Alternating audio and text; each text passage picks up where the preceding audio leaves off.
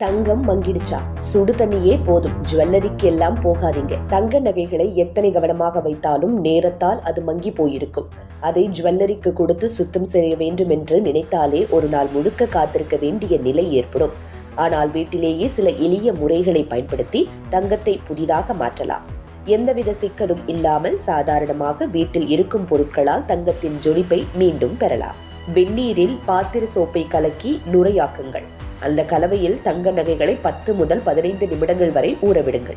பிறகு மென்மையான tooth brush கொண்டு மெதுவாக தேய்க்கவும். இதில் சேர்ந்து போன தூசு, வியர்வை தடங்கள் எல்லாம் நீங்கிவிடும்.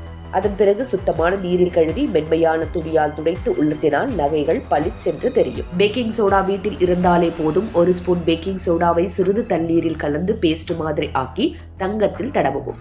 சில நிமிடங்கள் கழித்து மெதுவாக தேய்த்தால் பழைய கரைகள் எல்லாம் மறைந்து புதிய பிரகாசம் வந்துவிடும்.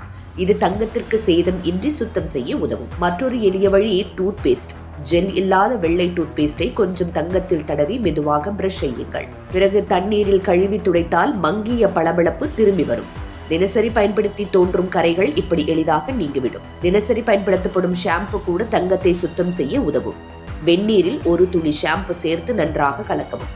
அதில் நகைகளை சில நிமிடங்கள் வைக்கவும். பின் மெதுவாக தேய்த்து துடைத்தால் தங்கத்தில் படிந்த வியர்வை, உப்பு, அழுக்கு அனைத்தும் நீங்கும். அதோடு தங்கம் அழகாக பிரகாசிக்கும். சுத்தம் செய்த தங்கத்தை பயன்படுத்தும் பழக்கம் இருத்தல் வேண்டும். நகைகளை துடைத்தும் தனியாக ஃபிளானல் துணியில் வைத்தால் தங்கத்தின் ஜொலிப்பு நீண்டு நீடிக்கும். தங்கம் அழுக்காகிக் கொள்வதை இது தடுக்கும்.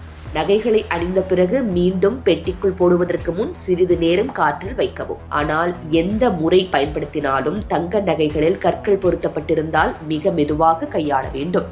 அதிகமாக தேய்த்து கற்கள் தளரக்கூடும்.